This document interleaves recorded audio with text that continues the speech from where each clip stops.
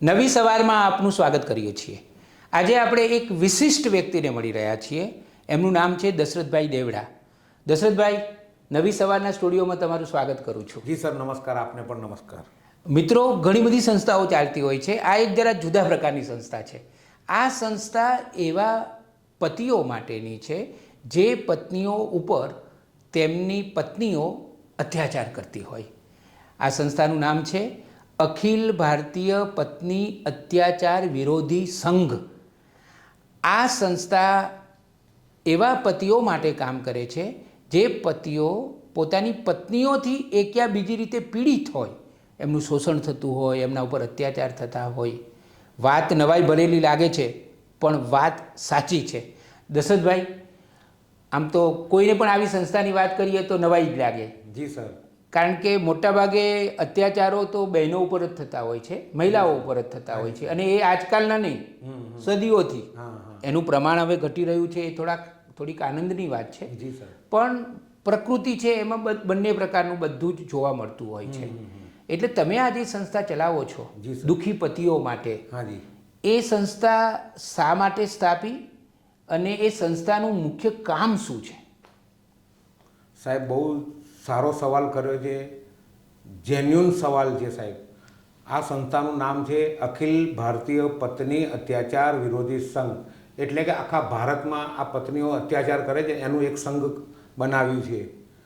એને શોર્ટકટમાં નામ અમે આપ્યું છે પત્ની પીડિત પુરુષ સંઘ, જેનો હું સમાજસેવક છું, અધ્યક્ષ છું, પ્રમુખ છું।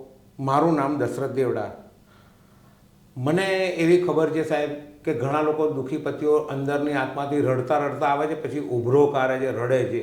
એટલે હું પાણીનો ગ્લાસ આપું છું કે ભાઈ તમે રડશો નહીં, આ એક છત્રછાયા છે, અહીંયા બેસો, બધી જ મને કહાની બતાવો, આનો રસ્તો નીકળશે આજ નહીં તો કાલે। કાયમ માટે તડકો નથી હોતો તો કાયમ માટે છાંયડો નથી હોતો, એવી રીતે તમારે બધું સારું થશે। તો કે સાહેબ, હું અત્યારે ઘરથી બેઘર છું, મારા મમ્મી પપ્પાને બહુ દુઃખ પડે છે, અમારું સમાજમાં બદનામી થઈ ગઈ છે, કોર્ટ કચેરીમાં ધક્કા ખાવા પડે છે। એટલે સાહેબ, કહેવાનો ભાવાર્થ એવો છે કે આ જે કેન્દ્ર સરકાર જે કાનૂન બનાવે છે જે ખરેખર એક તરફી છે, જેમ કે ઇન્ડિયન પિનલ કોડ 498 ક, CRPCની કલમ 125 એટલે કે ભરણ પોષણ, 406 એટલે કે સ્ત્રીધન, ડોમેસ્ટિક વાયોલન્સ એક્ટ 2005 એટલે કે ઘરેલું હિંસા અધિનિયમ। સાહેબ, મહિલાઓ તરફી કાનૂન સરકાર બનાવે છે તો સારું છે। બેન બેટી, મા દીકરી બધાય સુરક્ષિત હોવી જોઈએ ભારત દેશમાં, પરંતુ એનો મિસયુઝ ન થવો જોઈએ કાનૂનનો। એટલે એ વાત આપણે વિગતવાર કરીએ। તમે આજે થોડીક કલમોની વાત કરી। જી સર। એ કલમોનો દુરુપયોગ થાય છે। જી સર। પણ પહેલાં તો અમને એ જણાવો કે આ જે પત્નીઓ છે એ પતિઓ ઉપર કયા કયા પ્રકારનું અત્યાચાર કરે છે, એમને કઈ કઈ રીતે હેરાન કરે છે, કઈ કઈ રીતે એમને કનડગત કરે છે, એ તમે તો આટલા બધા વર્ષથી આ સંસ્થા ચલાવો છો। જી સર। એટલે તમને તો કેટલા સભ્યો કેટલા છે અત્યારે હાલમાં સાહેબ છેલ્લા ઓગસ્ટ મહિનાથી 68,000 હતા, પણ હમણાં જે બહુ વધુ પડતી પબ્લિસિટી થવા માંડી છે ને, એટલે 72,000થી વધારે દુઃખી પતિઓ સંસ્થામાં જોડાયા છે ઓન પેપર્સ રેકર્ડ ઉપર। મને યાદ છે કે મેં તમારી સંસ્થાની સ્ટોરી લગભગ 15-18 વર્ષ પહેલાં કરી હતી, કરી હતી સાહેબ। ત્યારે 18,000 સભ્યો હતા। હા હા, બરે બિલકુલ વાત સાચી સાહેબ। એટલે કાં તો પતિઓમાં જાગૃતિ આવી અને કાં તો બહેનોની હિંમત વધી। વધારે કરે છે એટલે બધા દુઃખી પતિઓ અમારી સંસ્થામાં જોડાતા। 72,000 72,000 સાહેબ ઓન પેપર્સ ઓન રેકર્ડમાં છે। ઓહો। એક પતિ અમારી સાથે જોડાય એટલે આના 4 પરિવાર આવી ગયા, મા બાપ, બેન, ભાઈ, ભાભી, એ લોકો અમારી સાથે જ હોય છે સાહેબ।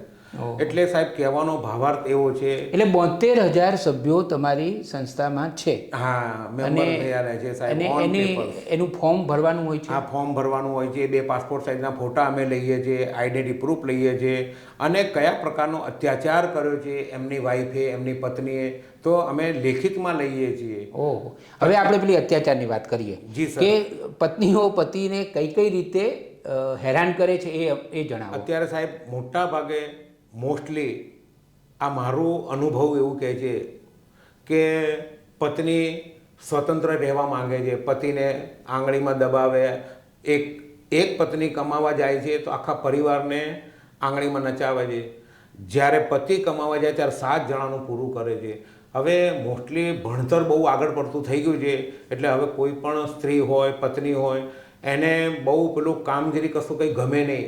જાઓ જલાલી જોઈએ, પિક્ચરમાં જ ફરવાનું, મોલમાં જવાનું, ગાડીમાં ફરવાનું, કે આપણે પતિ બે એકલા રહીએ, મા બાપ જોડે જોઈએ નહીં. મા બાપને વૃદ્ધાશ્રમ, આ વૃદ્ધાશ્રમોની બહુ જગ્યા વધી રહી છે. બહુ જ ભારત દેશ વિકાસ થયો છે, પણ આ 3નો જ વિકાસ થયો છે, વૃદ્ધાશ્રમોનો અને આ દેવાલયો જ્યાં ત્યાં બધા બની રહ્યા છે. પછી એક શબ્દ એવો છે કે હું જાહેરમાં ના કહી શકું, પણ આ સાહેબ બધાને બધી જ ખબર છે. કહેવાનો ભાવાર્થ એવો છે, અત્યાચાર પુરુષો પર બહુ થઈ રહ્યા છે. આક્ષેપો લગાવે છે પત્ની કે મારો પતિ દહેજ માંગે છે, અત્યાચાર કરે છે, શારીરિક અને માનસિક, અને દહેજ માંગે. ખરેખર એવું નથી. પત્ની હોય છે ને એ ભરણ પોષણની બાબતમાં 498ની બાબતમાં 25 લાખ અને ફ્લેટ માંગે છે. આ કમ્પલસરી છે. આપણે દશરથભાઈ, એ જે 4 કલમો છે, જી સાહેબ, અને એ 4 કલમો સ્વાભાવિક છે કે મહિલાઓ તરફી છે, એવું તમે ઘણી કહો બધી છો. છે સાહેબ. તમે મુખ્ય 4, હા, મુખ્ય 4, મુખ્ય એમાં ઘણા બધા છે, તો મને યાદ આવ્યું એટલે આપને કહ્યું. એક દહેજની વાત આવી ગઈ, હા. એક ભરણ પોષણની વાત આવી ગઈ, જી સાહેબ. પછી એક ઘરેલું હિંસા. હા, આ બધી આ આખો અધિનિયમ નવો બનાવ્યો છે. બોલો. ના, એટલે દશરથભાઈ જુઓ, આપણે બહુ તટસ્થ રીતે વાત કરીએ હા, બરાબર. તો સદીઓથી આપણી બહેનોનું શોષણ થતું આવ્યું છે. જી સાહેબ.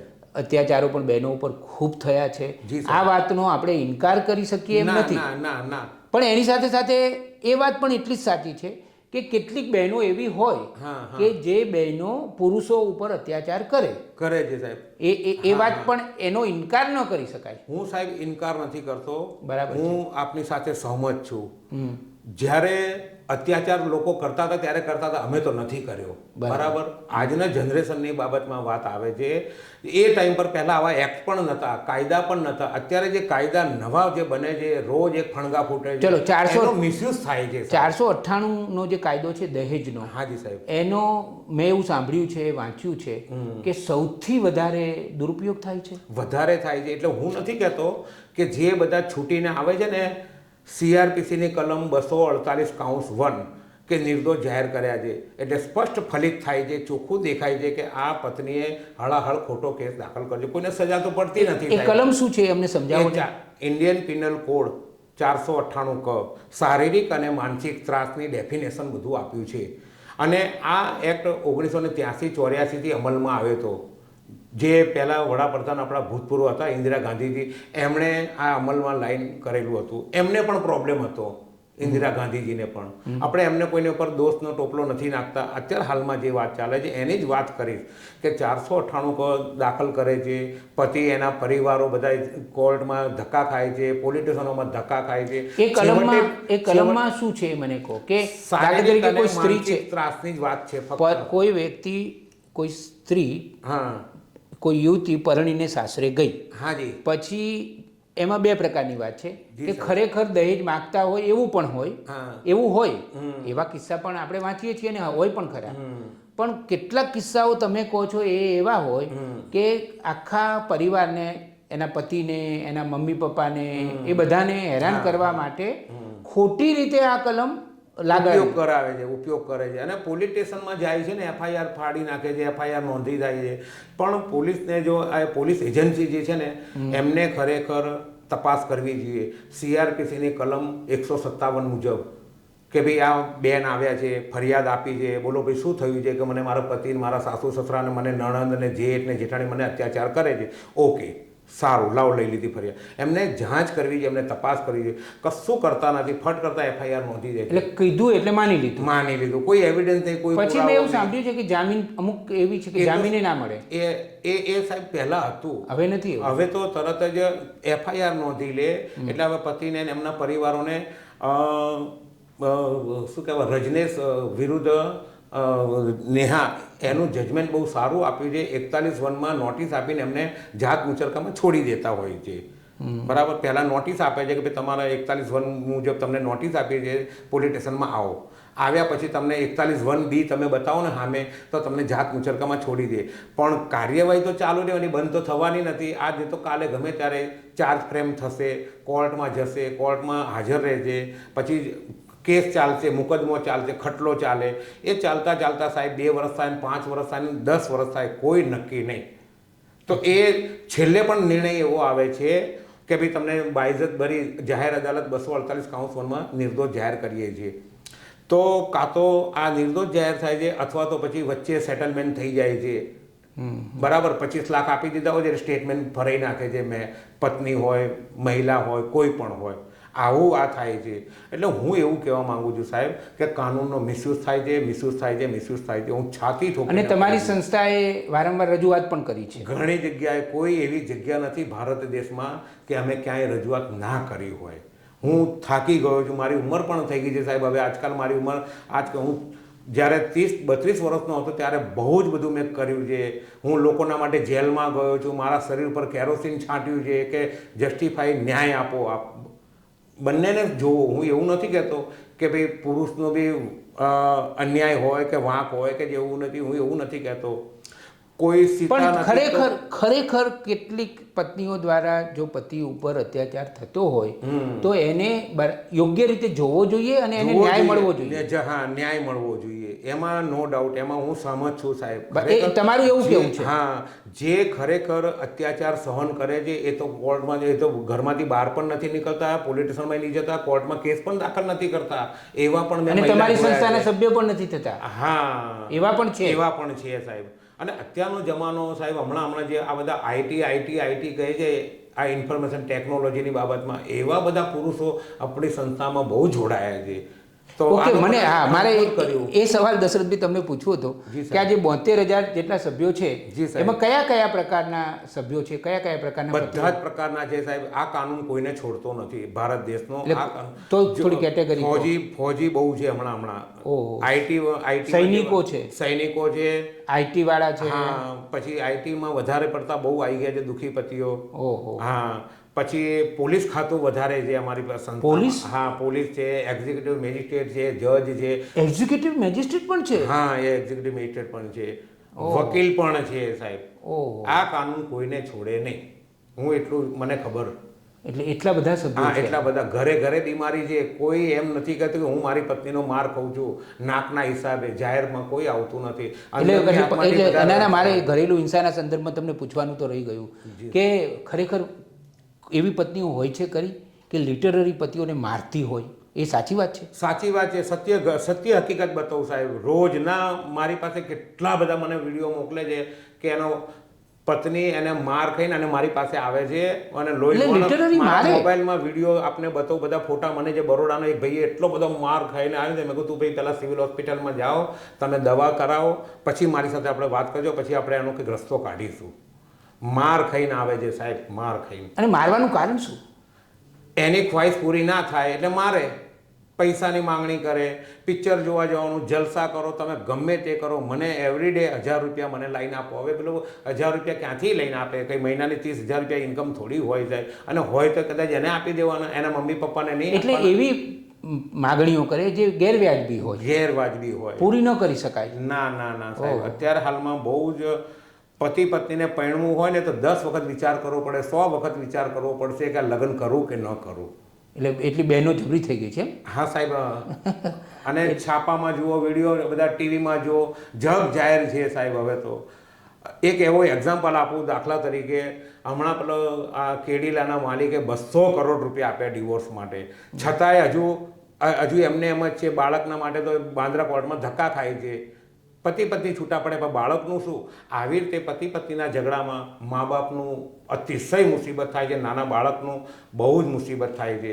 બંનેને સમજી વિચારીને કોમ્પ્રોમાઇઝ કરવું જોઈએ. એટલે મને એવું લાગે છે કે જે કાયદાઓ છે એ કાયદાઓને રિવ્યૂ કરવા જોઈએ, એવું તમારું કહેવું છે?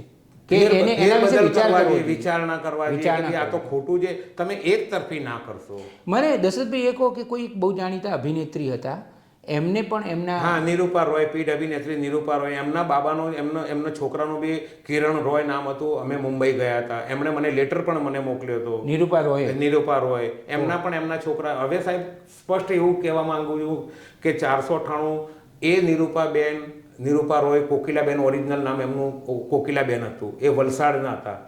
એમની છોકરાની વહુ એર હોસ્ટેસ હતી લંડનથી. હવે એમને કરોડો અબજો રૂપિયાના માલિક હતા. હવે એમને ક્યાં કોઈ પૈસાની કમી હતી, છતાંય 498 કનો ઉપયોગ કર્યો તો કે આ મારા સાસુ મને દહેજનો અત્યાચાર. હું સ્પષ્ટ એવું કહેવા માંગુ છું સાહેબ. એટલે એ 498 કલમ 498 કે આ અમને દહેજ જોઈએ છે. હા, કે આ મારા સાસુ અને મારો પતિ ને બધા, અને એ વાત ખોટી હતી. હળ ખોટી હતી ને સાહેબ. એ તો હાવ ખોટું જ કહેવાય ને. એમને દરિયા કિનારામાં જે બહુ નેપેન્સી રોડ જે કહે છે ને ત્યાં એમ બહુ આલિશાન બંગલો છે, ઘણા શૂટિંગ એમને ત્યાં થાય છે સાહેબ. એટલે પૈસાની માગણી, દહેજની માગણી એમણે કરી નહોતી. ના, કારણ બીજું હતું. કારણ કંઈક અનેક હોય સાહેબ, પણ કાનૂન જે બતાવે છે ને એટલે એનો મિસયુઝ થાય છે સાહેબ. એટલે આ ઘરે ઘરે બીમારી છે. કાનૂનમાં ફેરબદલ હોવો જોઈએ. પતિનું ઘર તિરાડ ન પડવા જોઈએ એવા સરકારે કાનૂન બનાવવા જોઈએ સાહેબ. ઓહો, હા, આવું મારું મંતવ્ય છે. પણ તમે આટલી બધી રજૂઆત કરો છો જી સાહેબ, તો તમારી વાતમાં જો તથ્ય હોય અને જે રીતે તમે બધી વાત કરી રહ્યા છો તો એ વાતમાં દમ લાગે છે મને, કારણ કે હું પણ પત્રકાર છું. જી સાહેબ. અને આજુબાજુમાં હું પણ નજર કરતો રહું છું, ઘણા બધા લોકોને મળ્યો છું. જી સાહેબ. તો ઘણીવાર દેખાય છે કે આ કલમનો દુરુપયોગ થયો છે. અને ઇવન અમારા પરિચિતોમાં પણ ક્યારેક મારે મદદ કરવી પડી છે કે આ કલમનો દુરુપયોગ થયો હોય તો મેં પણ મદદ કરી છે. હમણાં સાહેબ એક કિસ્સો એવો છે, એક પત્ની આઈટી વાળાને એવો મારે છે. એક રૂમ છે, એસી છે, એસી વાળો રૂમ છે, અને એ પત્ની એની મમ્મીને કલકત્તાથી લઈને આવી ગઈ છે. એની મમ્મીને કે તું મમ્મી રે, હવે આપણે 2 જણા, આ લોકોને બધાને એના મમ્મી પપ્પાને ઘરથી બેઘર કરી નાખ્યા છે અને પતિને રોજ મારે છે. એ આઈટીમાં જાય છે, બનીને બહુ મોટો મેનેજર છે સાહેબ. ઓહો, હા, એનું ઘરેથી માર ખાઈ જાય છે. ઘરેથી રોજ માર ખાઈ જાય છે. ઘરે જ રહી છે. 498 કની એફઆઈઆર નોંધેલી છે, મેટ્રો કોર્ટમાં કેસ ચાલે છે. બીજી ફરી પાછી એફઆઈઆર નોંધાવડાઈ છે, 2 એફઆઈઆર નોંધાઈ છે અને ઘરમાં રહે છે. કોઈ પણ પત્ની 498 કરેલી હોય તો એક છત નીચે બંને પતિ પત્ની સાથે ન રહી શકે. છતાંય આ કિસ્સો એવો છે કે એક જ ઘરમાં રહે છે અને 498 કરી છે અને બંને સાથે કોર્ટમાં જાય છે. હવે આને શું કહેવાય છે? હળાહળ અન્યાય નથી તો શું છે? આને બિલકુલ ખોટો કેસ કર્યો છે એવું આપણે છાતી રોકીને કહું. ઓકે, મેં જ્યારે થોડા વર્ષો પહેલાં ઇન્ટરવ્યૂ કરેલો ત્યારે મેં પણ ઘણા બધા દુઃખી પતિઓને હું મળેલો. આજે પણ આપણે મળવું છે. પણ દશરથભાઈ, તમે મને બીજા અમારા જે પ્રેક્ષકો છે નવી સવારના, એને બીજા 2-4 પ્રસંગો આ દુઃખી પતિઓના જણાવો કે કેવું કેવું બનતું હોય છે. સાહેબ, એવા કિસ્સા બને છે કે પત્ની ખોટી માંગ કરતી હોય છે કે ભાઈ મને આ એક્ટિવા નથી ગમતું, મારે તો 4 વ્હીલ જોઈએ છે. હવે પેલાની કેપેસિટી નથી કે એની પગાર નથી એવો, તો એને 4 વ્હીલ જ જોઈએ છે. 4 વ્હીલ આપી દીધા છતાંય પછી એને પતિને કે એના મમ્મી પપ્પાને ન બેસાડે, એને અડવાઈ ન દે. એવો એક કિસ્સો એવો હતો ને કે એના મમ્મી પપ્પાએ આત્મહત્યા કરી લીધી સાહેબ. સાબરમતીનો કિસ્સો છે, ચાંદખેડાનો. એટલે આ જે બેન હતી એના મમ્મી પપ્પાએ, હા, એ બેનના સ્વભાવના કારણે એના સાસુ સસરાએ આત્મહત્યા કરી લીધી કે અમારે હવે અમારો છોકરો ગયો અમારા હાથમાંથી અને હવે અમારે કશું જીવવું નથી. અને બહુ મોટી કંપનીનો ચાર્ટર્ડ એકાઉન્ટ હતા, એટલે સીએ કહેવાય, એ સીએ હતા સાહેબ. હા, આવા ઉચ્ચ લેવલના કિસ્સા હું બતાવું. પહેલાં તો બધા નીચલા વર્ગના હતા, હવે એવું કશું નથી સાહેબ. અત્યારે તો હાઈ ફાઈ આવે છે, બધા કેસ જ દેખાય, કોર્ટ કચેરી દેખાય, પોલિટિશિયન દેખાય, રૂપિયા વેરે એટલે ફટકતી એફઆઈઆર નોંધાઈ જાય. કોઈ જાંચ નહીં, કોઈ તપાસ નહીં, કોઈ એવિડન્સ નહીં, કશું જ નહીં. બોલે એટલે એફઆઈઆર નોંધાઈ જાય. 5 વર્ષ સુધી ધક્કા ખાવાના. જ્યારે 4 ફ્રેમ થાય ત્યારે ચાલવા પર આવે, એના 2-5 વર્ષ ખેંચાઈ જાય એટલે એની જિંદગી ખતમ થઈ જાય સાહેબ. એવા સાહેબ અનેક કિસ્સા છે. પોલીસ બી હેરાન થાય છે. એક એક્ઝિક્યુટિવ મેજિસ્ટ્રેટ ભર અદાલતમાં એની પત્નીએ ફટાક કરતો લાફો મારી દીધો હતો. પત્નીએ આ ભદ્રમાં ફેમિલી કોર્ટમાં. તો જજ સાહેબને કીધું એ બધું મારું કામ નહીં, કે ચાલો જાઓ બહાર જાઓ, પોલીસમાં ફરિયાદ નોંધાવો. એટલે બીજી ફરિયાદો નોંધાવવાની આવી રીતે. એટલે એક ફરિયાદ તો ચાલે છે, બીજી બી તો ચાલે છે, અને ત્રીજી મારામારી થઈ તો બીજી કે જાઓ આવું. તો એટલે એને ફરિયાદો જ કરવાની, એને કોર્ટ કચેરીના ધક્કા જ ખાવાના. એટલે આ ઉચ્ચ વર્ગના સાહેબ આવા કિસ્સા બહુ જ ઘરે ઘરે છે. પણ હું એક જ શબ્દ કહીશ, કોઈ જાહેરમાં આવતું નથી નાકના હિસાબે. કોને કે સમાજમાં બદનામી હોય, આમ પૈસાથી બરબાદ થઈ જાય. કેટલુંક માણસ કમાઈને કમાવે, એની ખ્વાહિશ પૂરી થતી જ નથી. ડિવોર્સની વાત આવે એટલે સીધા 25 લાખ ફ્લેટ માંગે છે. મને સ્વતંત્ર આપી દો, હું ગમે તે કરું, તમારે મને કશું જ નહીં કહેવાનું. તો પરિણીને શું એના માટે લાયા છીએ? દરેકને સાહેબ પોતાના મા બાપને હરખ હોય કે મારા છોકરાને ભણાયો ગણાયો. નોકરી કરતો થઈ ગયો, સારી વહુ આવી, અમને સુખ મળશે એવું દરેક માવતરને હોય. પછી સાહેબ અત્યાચાર આવીને કરે કે ચલો ઘરથી બે ઘર થાવ તમે, તો ક્યાં જાય ઘરડા માવતર? આ બહુ હળાલ. નો ડાઉટ સારી સરકાર સારું એક્ટ બનાવે છે, સારો અધિનિયમો બનાવે છે, પત્નીને રક્ષણ માટે હોવું જોઈએ, પણ એ ખોટો શસ્ત્ર તરીકે ઉપયોગ કરે છે, ખોટું છે સાહેબ. વાત તો આવું ન થવું તમારી જોઈએ. વાત તો સાચી છે. દશરથભાઈ, મને એ કહો કે ક્યારે એવું બને છે કે જેમ પહેલાં અત્યાચારને કારણે સ્ત્રીઓ કૂવામાં પડીને મરી જતી હતી, અત્યારે કે પુરુષો પડે છે સાહેબ, એ ગયા જમાના. અત્યારે રોજના 200 પુરુષ આત્મહત્યા કરે છે સાહેબ, રોજના. આખા ભારતમાં હું નથી કહેતો, નેશનલ ક્રાઇમ બ્યુરો આંકડો, NCB આંકડા છે સાહેબ મારી પાસે. 200 પુરુષ જ્યારે એક મહિલા આત્મહત્યા કરતી હતી ત્યારે આખું બધી સંસ્થાઓ બહાર આવે છે ને બિચારીને બાપરીને, પણ પેલી અંદરના આત્મહત્યા પુરુષ આત્મહત્યા કરીને મરી જાય છે તો એનું કશું જ નહીં, એનું નામો નિશાનની છાપામાં ખાલી 2 લીટી આવીને બીજા દિવસે બધા ભૂલી જાય છે. પણ એના મમ્મી પપ્પાને તમે ઘરે પૂછો, એકનો એક. હમણાં વચ્ચે સોલામાં કે જીવરાજ પાર્કમાં ટોરેન્ટમાં ફાંસી પંખા લટકીને આત્મહત્યા કરી, એકનો એક જ હતો. બોલો, હવે એનું કોઈએ કશું થયું છે? એટલે આત્મહત્યા કરવાનું કારણ શું હતું? એની પત્નીના અત્યાચારના બાબતમાં મારામારી બહુ મારતા હતા સાહેબ એમના સાસરીવાળા, કે ચાલ અહીંયા. અને એને જે આવવાનું બાળક હતું ને, આવનાર બાળક હતું, એનું મોઢું પણ એને જોવા ન મળ્યું. ઓહો. હા, એટલે એ તો એનો જીવનો ગયો. મા બાપ રડી રહ્યા છે કે મારો દીકરો હોત તો આજે અમને 2 પૈસા ક્યાંકથી અમારું પૂરું થાત. હવે કોની પાસે માંગવા જાય? આવા સાહેબ અનેક કિસ્સા બતાવું. ભલે કોઈ ગમે તે કહેતો હોય, હું એમની સાથે સહમત છું, પણ હાટે તમે આનું પણ તો જુઓ ને. નેગેટિવ અને પોઝિટિવ બંને જોવું પડે સાહેબ. બંને આંખો છે, નેગેટિવ અને પોઝિટિવ બે. ટેલિસ્કોપ અને બાયોસ્કોપ, બરાબર. નજીકનું નજીક જુઓ, દૂરનું દૂર જુઓ તમે. પણ હાવ હળાળ એક તરફી જુઓ તો આ ખોટું, કે પત્નીને ભરણ પોષણ આપી દો, પણ એ કમાવા લાયક છે. બીજે બધી ગરીબ મહિલાઓ રોડ તોડે છે, ઓલા પથ્થર તોડે છે, એ એની જાતે નથી કમાવતા. તો પછી એમને પૈસાની ક્યાં જરૂર છે? જાતે કમાવા લાયક છે, ભણેલી ગણેલી છે, છતાંય કે હું અબળા છું, હું કોઈકના આશ્રિત છું, મને કોઈ ન્યાય આપતા નથી. અને સરકારે કેટલી બધી યોજનાઓ બહાર પાડી છે, ધારે તો એને પતિથી કોઈ લાગે વળગે નહીં, બધું સરકાર આપે જ છે, પણ કશું સરકારનો બી લાભ લેવાનો, પતિને બી નીચોડવાનો. એટલે આ જે બની રહ્યું છે, હું એવું સમજુ છું તમારી આટલી વાતો સાંભળીને, કે જે નવો માહોલ ઊભો થયો છે, ભૌતિકતાવાદ વધ્યો છે, બહેનોમાં શિક્ષણનું પ્રમાણ વધ્યું છે, એમને જે વધારે સ્વતંત્રતા મળી ગઈ છે, એને કારણે બહેનો આ પ્રકારનું વર્તન કરે છે, એવું કહી શકાય? બધું રિમોટ કંટ્રોલની જેમ જોઈએ સાહેબ. રિમોટ કંટ્રોલમાં એમને બેસવું, સુખ શાંતિથી આવે. એટલે મેં આપને પહેલાંય કીધું કે એક પત્ની કમાવે છે તો 7 જણાને બધાને આંગળીમાં નચાવે છે. જ્યારે પેલો એક પતિ કમાવે છે એ તો બધાનું પૂરું કરે છે, અને આ કમાવે એટલે આ ઊંધું થઈ ગયું સાહેબ. તો આ કમાવા જાય, ઘણી જગ્યાએ કોઈ પરિસ્થિતિ ખરાબ હોય, ભણેલી ગણેલી હોય તો બધા મોકલે, ભાઈ તમે નોકરી કરવા જાઓ, હું નોકરી. બંને પતિ પત્ની નોકરી કરવા જાય છે, પણ પાવર સપ્લા પતિને દબાઈ જાય છે. એનો પૈસા, જે પત્ની આવે છે એના પૈસા એફડી કરતા હોય છે, ફિક્સ કરતા હોય છે, પેલા પૈસાથી બધું નચાવે. પછી ફ્લેટ ખરીદે છે, મકાન ખરીદે તો એ પતિના પૈસા હોય છે.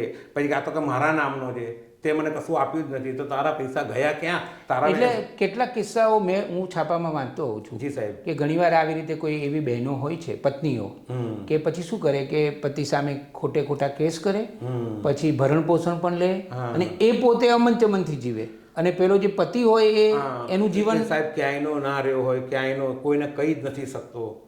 અત્યારે આવતીકાલે સાહેબ હું આમંત્રણ આપું છું. આવતીકાલે અમારો જાહેર પ્રોગ્રામ છે, 23મી જૂન, ટાઉન હોલ, એલિસ બ્રિજ આશ્રમ રોડ ઉપર. જે અમે નામ આપ્યું છે પત્ની પીડિત પુરુષ સંઘ, પણ અમે હવે એવું કહીશું આવતીકાલ માટે કે પત્ની પીડિત પુરુષ આઝાદ દિવસ અમે મનાવીશું. કચ્છ ભુજથી બધા દુઃખી પતિઓ આવવાના છે, એમના પોતાના બેનરો લઈ.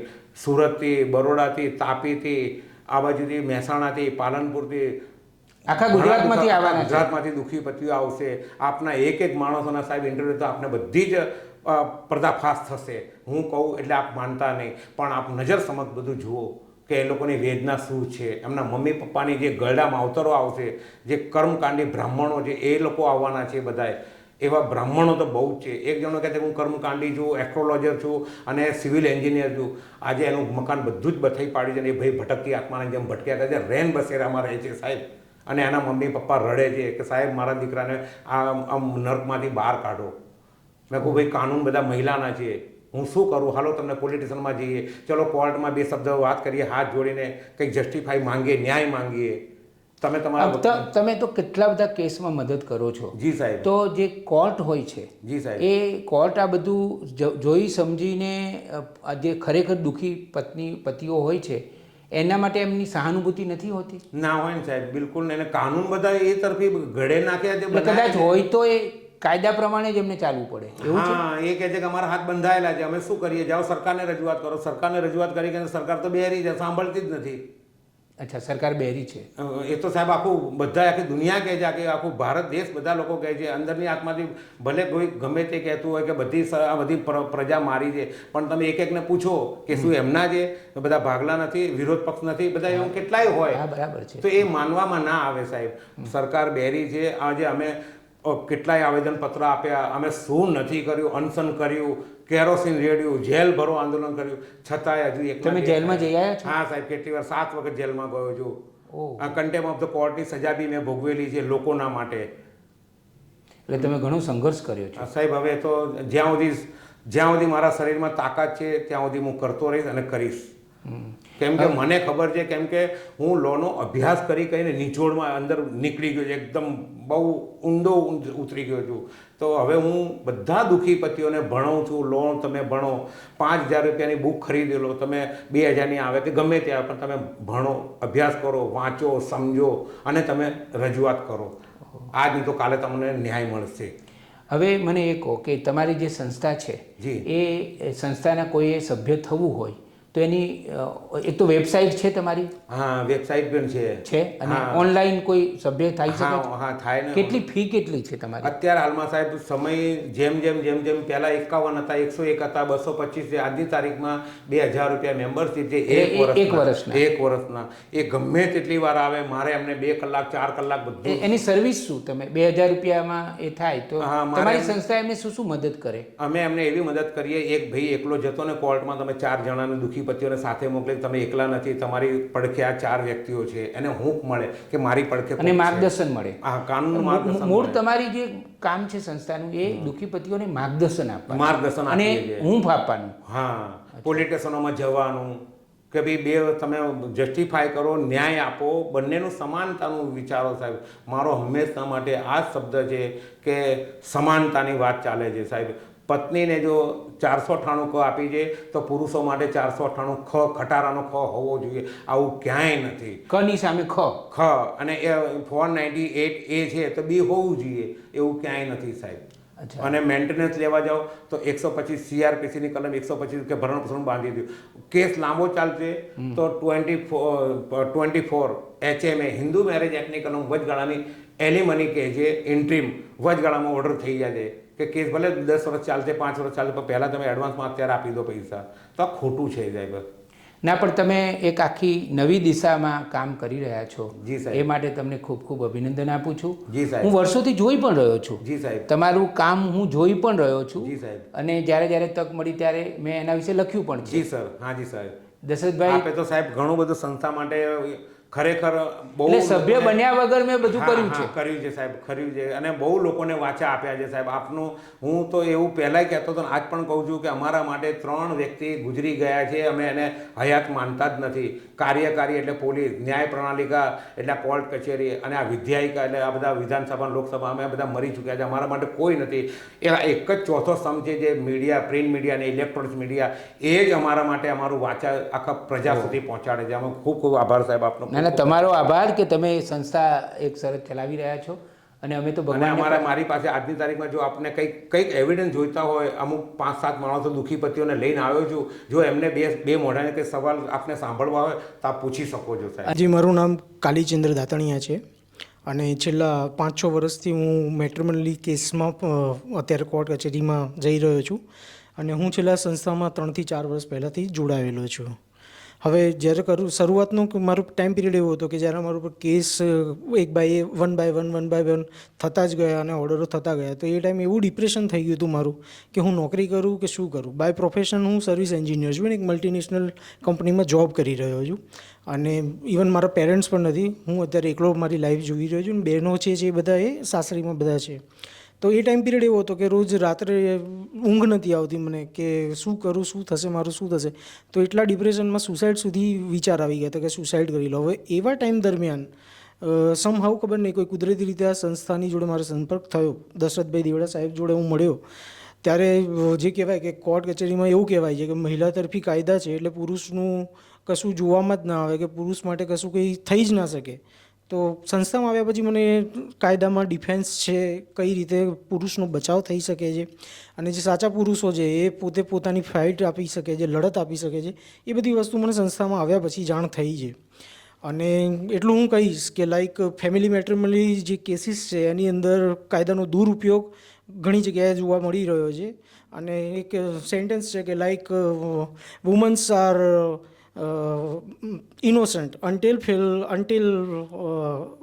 પ્રૂવન ગિલ્ટી અને mens are like guilty until proven innocent.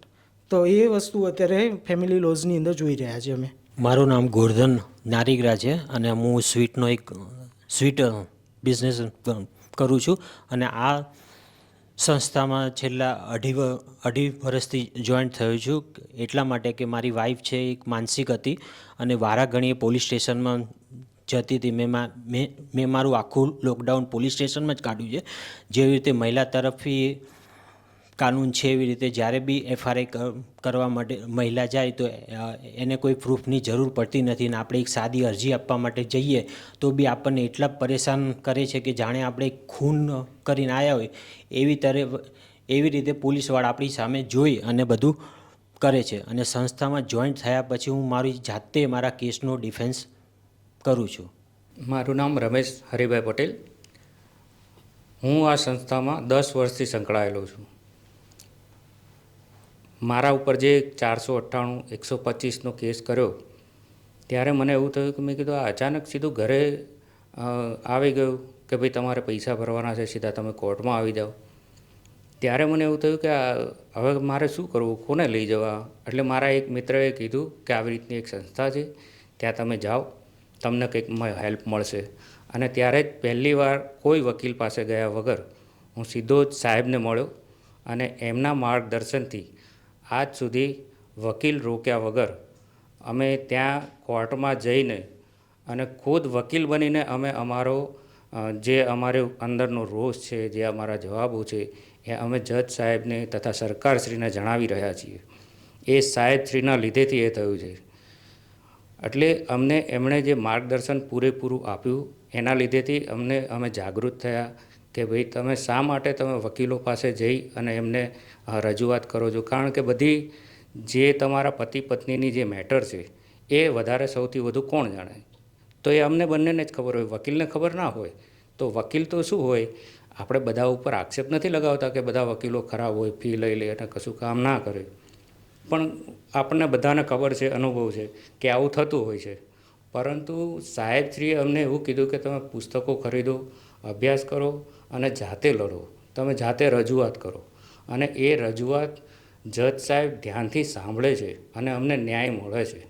એટલે એ રીતે અમે અત્યાર સુધી અમે બચી રહ્યા છીએ, ટકી રહ્યા છીએ સાહેબશ્રીના માર્ગદર્શનને લીધેથી, આ સંસ્થાના લીધેથી. એટલે હું અત્યાર સુધી મારો પોતાનો 10 વર્ષનો એવો અનુભવ છે કે કોઈ પણ દુઃખી પતિ હોય તો એમને વકીલો પાસે તો 100% એમને ખબર ના હોય તો જાય એ વસ્તુ અલગ છે. પણ જો એમને પોતાને એવું લાગતું હોય કે વકીલો તો આમાં શું છે, ફી પણ લઈ લે છે અને પછી એવું કહે છે કે ભાઈ તમારે ભરણ પોષણ તો આપવું જ પડે, કાયદો છે. પરંતુ કાયદો, એ વાત સાચી છે કે કાયદો છે, પરંતુ હકીકતમાં એવું પણ છે કે ભાઈ તમારા મા બાપનું તમે પૂરું નહીં કરો તો શું તમારી પત્નીને જ પૈસા આપવાના છે? એવું નથી, એના પણ રસ્તા છે. પણ એના માટે જે સાચું જે માર્ગદર્શન જે જોઈએ, જે એમના રજૂઆત કરવા માટે શું તમે કરી શકો, એ માટે તો તમારી પાસે અહીંયા કોઈ વકીલ નહીં જણાવે. એના માટે જે સંસ્થા હોય એના માટે તો જેમણે સહન કર્યું હોય, એમના ઉપર વીતેલી હોય એમને ખબર પડે, એમની પાસેથી માર્ગદર્શન લેવું પડે. અને એ બધું સાહેબશ્રીએ સહન કર્યું છે. છેલ્લા 35 વર્ષથી દુઃખી પતિઓ માટે લડતા આવ્યા છે, એકલા જજુમતા આવ્યા છે. કોઈનો સાથ મળે તો ઠીક છે, ના મળે તો એકલા જજુમે છે. એટલે જે કોઈને પણ આવી તકલીફ હોય મારો પર્સનલ એવો અનુભવ છે કે એમનું એકવાર માર્ગદર્શન લેવું જોઈએ. મારું નામ જીતેન્દ્ર ગોખલાની છે અને હું મેડિકલ ડિવાઇસીસની માર્કેટિંગમાં જોડાયેલો છું. તો મારી જોડે એવું બન્યું હતું કે મારી વાઈફ, હું ઘરે જાઉં એટલે કોઈ કારણ ના હોય ને તો બી એ ઝઘડા કરવાનું શોધતી જ હોય. અને જ્યારે જો મને આત્મહત્યાની ધમકી અને મારી માતાને અને મારી દીકરીને, કેમ કે અમારા સેકન્ડ મેરેજ હતા, તો પછી ઓલવેઝ એક મને ધમકીઓ જ આયા કરે કે હું બધાની જિંદગી બરબાદ કરી નાખીશ, કાનૂન તો રમત છે મારા માટે, એનું હું દુરુપયોગ કરીશ, તું કશું જ નહીં કરી શકે. તો આવું મેં સલંગ 2 વર્ષ સુધી સહન કર્યો અને પછી હું ઘર છોડીને ભાગી ગયો. અને પછી એ બી એની મેળે જતી રહી, કેમ કે કદાચ એને એવું લાગ્યું કે મારી જોડે એને શું મળશે ના મળશે મને બહુ ખબર નથી, પણ એ શું વિચારતી હોય હમણાં મને નથી ખબર. પણ એ 2 વર્ષ મેં એટલું ટોર્ચર સહન કર્યું કે મારામાં એક બીક બેસી ગઈ. પછી હું ઘણા બધા વકીલોને મળ્યો. કાનૂન તો સર્વોપરી છે, કાનૂન બધાને ખબર છે કે નહીં એ બહુ મહત્ત્વની વસ્તુ છે. તો પછી હું બધા વકીલોને મળ્યો, પણ મને બધા એક જ જવાબ આપ્યું કે ભાઈ આપણે લડવું પડશે. કોર્ટ છે ને 99% છે ને બધા કેસોના જે બી આઉટકમ આવશે એ છે ને બધી મહિલાઓની તરફી આવશે, એવું ગણીને ચાલવાનું. બધા વકીલોએ આવું જ કીધું. તો હું આમ થાકીને પછી ઘરે બેસી ગયો. તો છેલ્લા 3 વર્ષથી હું ઘરે જ બેસી રહ્યો, પણ મને હું પછી છાપામાં જોઉં, ટીવીમાં જોઉં તો એમાં બધું એવું જ આવે કે ભાઈ સ્ત્રી કંઈ બી કરશે ને, કંઈ બી પગલો લેશે ને તો એમાં પૂરેપૂરી છોકરાની ફેમિલી અને છોકરા સાથે જ બધી તકલીફો ઊભી થવાની છે. એમને છોડાવવાવાળો કોઈ નથી, એના માટે કોઈ કાયદો જ નથી, બધા એવું જ કહે. તો મને બીકમાં ખબર નહીં, રાત્રે ઊંઘ જ ના આવે. હું 3 વર્ષ સુધી બધી લાઈફ કેવી જીવવાની હોય ને, નોકરી બી વ્યવસ્થિત ના કરી શક્યો. અને પછી હું ગૂગલ ઉપર સર્ચ કરતો હતો કે પત્ની પીડિત કંઈ એવું હોય છે કે નહીં. તો એનાથી મને સાહેબ શ્રી દશરથ દેવડા સાહેબ શ્રી મળી ગયા. અને પછી હું એમને મળ્યા પછી મને ખબર પડી કે એ શું કરી રહ્યા છે. એમને કેટલા બધા દુઃખી પતિઓને આ રીતે કેટલી ડિપ્રેશનમાં ગયેલા હોય, ઓલમોસ્ટ મરી જવાના રસ્તા ઉપર પહોંચી ગયા હોય, ત્યાંથી એમને જીવતા લઈ પાછા આવ્યા અને એમને એટલી સરસ લાઈફ આપી છે. આજે જે લોકો જીવી રહ્યા છે એમને આપણે પૂછવા જઈએ તો એમને લાગે કે આ તો બીજો જન્મ જ મળી ગયો. આ એક જ જીવનમાંથી બીજો જન્મ મળવું એ બહુ મોટી વાત છે. હું તો એ જ કરી શકીશ કે આ સંસ્થા એક મતલબ દશરથ દેવડા સાહેબ ભગવાન જ છે. એ ના હોત તો અમે લોકો તો સોરી, બહુ વધારે નહીં મારાથી બોલાવે, હું સોરી. તો બસ એ જ છે કે આજે હું છેલ્લા 6 મહિનાથી અહીંયા જોડાયો છું, પણ મારી લાઈફમાં એટલું બધું મને કોન્ફિડન્સ આવી ગયું છે ને કે હું બીજા બી લોકોને મદદ કરીશ. જેમને આવી તકલીફો હશે ને તો અમારા દશરથ દેવડા સાહેબશ્રીના લીધે બીજા લોકોને બી મદદ કરીશ. મારું નામ નિકુલ સતવારા છે. એઝ અ પ્રોફેશન હું એક આઈટી એન્જિનિયર છું અને હું બી એક દુઃખી પત્ની છું. હવે મારા કેસમાં બી એવું જ છે કે મારી પત્નીએ લગ્ન થઈ ગયા, મારા દીકરીનો જન્મ થયો ત્યાં સુધી વાંધો નહીં, પણ જ્યારથી ખબર પડી કે હવે દીકરી આવી ગઈ છે ઘરમાં, હવે આ મતલબ ક્યાં જવાનું એમ. પછી જે સાચી હકીકતો હતી એમની તરફથી બધી બહાર આવી. ખોટી રીતે તકરારો કરવી, એમની જીદો પૂરી ના કરો તો તકરારો કરવી, એમની ઈચ્છાઓ મતલબ પૂરી ના કરો નાની બાબતે. પિયરમાંથી એમને એક કહેવાય ને રિમોટ કંટ્રોલ પિયરમાં હોય ત્યાંથી ઓપરેટ થતું હોય ને એ પછી એમની મનમાની અહીંયા ચલાવી હોય. હવે સ્વાભાવિક છે મારા ઘરમાં એ બધી મનમાની હું ના ચલાવું એટલે નાની બાબતે તકરારો કરે. છેલ્લે કંઈ નહીં તો બસ આત્મહત્યા કરવાનો પ્રયાસ કરે, આત્મહત્યા કરવાની ધમકીઓ આપે, ખોટા કેસમાં ફસાવાની ધમકીઓ આપે. કેમ કે એ લોકોને ખબર છે કે મહિલા તરફી કાયદાઓ છે, પુરુષ માટે કોઈ કાયદાઓ છે જ નહીં. તમે કેસ કરશો એટલે એ લોકોને ધક્કા ખાવાના જ છે. કોર્ટ કચેરીના 2-3 વર્ષ 4 વર્ષ ધક્કા ખાશે. ક્યાં જશે માણસ? થાકીને પછી અમે કહીશું એમ કરવાના જ છે ને, ક્યાં જવાનો માણસ? એટલે આ પરિસ્થિતિ મારી સાથે બી બની. ત્યારબાદ અમારી વચ્ચે ડિસ્પ્યુટ થયા. ત્યારબાદ મારી પત્નીએ કોઈ કેસ મારી ઉપર બાકી નથી રાખ્યા કરવાના. જે છે કાયદાએ કેસ એમને આપ્યા છે મહિલા તરફી, પણ દરેકની એક રેમેડી છે કે તમારે શું જોઈએ છે. સરકાર એમ નથી કહેતી કે તમને જેટલા બી મહિલા તરફી કાયદા આપ્યા બધો તમે ઉપયોગ કરી નાખો. આજે મારી પત્નીએ મારા તેમજ મારા મમ્મી પપ્પા ઉપર 498 કરી છે. એ એમ કહે છે કે આ લોકો ક્રિમિનલ છે, આમને તમે જેલમાં નાખો. એ જ મારી પત્ની કોર્ટમાં જઈને એમ કહે છે કે મારે આ પતિ જોડે જ મારે લગ્ન જીવનના હકો ભોગવવા છે. આટલા કોન્ટ્રાડિક્ટરી એમના ગોલ છે, આટલું કોન્ટ્રાડિક્શન છે એમના વચ્ચે. તેમ છતાં કોર્ટ, સરકાર કેમ આ વસ્તુ સમજતી નથી કે તમે એક બાજુ કહો છો કે આ તો ક્રિમિનલ છે, આને જેલમાં મોકલો, ને એક બાજુ તમે જ કહો છો કે મારે આની સાથે જ લગ્ન જીવનના હકો ભોગવવા છે. તો આટલી જે એકદમ નોર્મલ વસ્તુ છે એ તો સરકારશ્રીએ સમજવી જોઈએ ને. અને આ બધા કેસ થયા છે તો પતિ પાસે આના બચાવમાં શું છે? કોઈ જ બચાવમાં કોઈ જ વસ્તુ છે નહીં. પણ આ તો મારા એટલા નસીબ સારા કે હું બીજી રીતે હેરાન ના થયો, મતલબ કે વકીલો સાથે મને પહેલાંથી જ સંસ્થાનું જ્ઞાન મળી ગયું હતું કે આવી કોઈક સંસ્થા છે. એટલે હું સીધો જ સંસ્થા જોડે પહોંચી ગયો અને શરૂઆતથી જ મને સંસ્થાનું સારું એવું માર્ગદર્શન મળ્યું છે. અને સંસ્થાએ શરૂઆતમાં તો અમે કાયદા જાણતા જ નહોતા, એટલે ત્યારે બહુ ડિપ્રેશનમાં હતા કે હવે શું થશે, ઓહો 5-5 વર્ષ કોર્ટ કચેરીના ધક્કા ખાવાના, આમ થશે તેમ થશે. સંસ્થામાં આવ્યા, અમારા જે અધ્યક્ષ છે દશરથ સાહેબ, એમણે ખૂબ જ સરસ માર્ગદર્શન આપ્યું. એમણે બચાવના ઘણા અમને કાયદાઓ બી બતાવ્યા અને એ ખુદ કહે છે કે તમે જાતે બી કાયદો ભણો, વાંચો, સમજો, એ તમને આજ નહીં તો કાલે ઉપયોગમાં આવશે જ. અને અમે એ માર્ગદર્શનથી અત્યારે હું ખુદ મારી ઉપર 5 કેસ છે. હું ખુદ દરેક કેસમાં પાર્ટી ઇન પર્સન કોર્ટમાં હાજર થઉં છું, મારો ડિફેન્સ કરું છું. અને સંસ્થાના માર્ગદર્શનથી હું આજ નહીં તો કાલે હું મારો બચાવ કરી લઈશ, કેમ કે હું જાણું છું હું નિર્દોષ છું. એટલે મને સંસ્થાનું માર્ગદર્શન સારું છે, એટલે મને સંસ્થા ઉપર બી એટલો જ ભરોસો છે, મને મારી ઉપર બી એટલો ભરોસો છે. એટલે હું બીજા બધાને બી એ જ કહેવા માંગીશ કે તમે બી કોઈ બી આવી પરિસ્થિતિમાં ફસાયા હોય તો એકવાર આ સંસ્થા તરફથી માર્ગદર્શન લો. તમને અનુકૂળ લાગે તો સંસ્થા જોડે જોડાઓ, તમને સારું માર્ગદર્શન મળશે. કેમ કે અમે બધા આ લાભ લઈ ચૂક્યા છીએ અત્યારે અને લઈએ બી છીએ અને ભવિષ્યમાં બી લેવાના છીએ. અને સરકારશ્રીને એક છેલ્લા એક શબ્દ કહીશ કે કહે છે બધા કે મહિલા જ્યાં સુધી આરોપી સાબિત ના થાય ને ત્યાં સુધી નિર્દોષ છે, પણ પુરુષ જ્યાં સુધી નિર્દોષ સાબિત ના થાય ને ત્યાં સુધી આરોપી છે. આ કેટલી હદે વ્યાજબી છે? આમ તમે એમ કહો છો મહિલા અને પુરુષ સમોવડા સમાન છે, તો તમે કાયદામાં બધી રીતે સમાન રાખો. કાયદામાં કેમ સમાન નથી, બાકી બધી જગ્યાએ તમે સમાનતા આપવાની વાત કરો છો. બસ હું આટલું જ કહેવા માંગીશ. એટલે પુરુષ પ્રત્યે બી થોડું વિચારે, હું એ કહેવા માંગીશ. સરકાર પશુ પક્ષી અને જાનવરો માટે કાનૂન બનાવે છે તો પુરુષો માટે કેમ નહીં? મહિલા આયોગ છે તો પુરુષ આયોગ કેમ નહીં? બસ વધારે કશું કહેતો નથી સાહેબ. દશરથભાઈ, આપ આપના સભ્યો સાથે નવી સવારના સ્ટુડિયોમાં આવ્યા અને આટલી બધી સરસ વાતો કરી, ઉપયોગી થાય એવી વાતો કરી, એ માટે અમે તમારા આભારી છીએ. સાહેબ અમારે છત્ર છાયા છો સાહેબ. દશરથભાઈ, તમે નવી સવારના સ્ટુડિયોમાં આવ્યા, જી સાહેબ, આપનો પણ સાહેબ ખૂબ ખૂબ આભાર.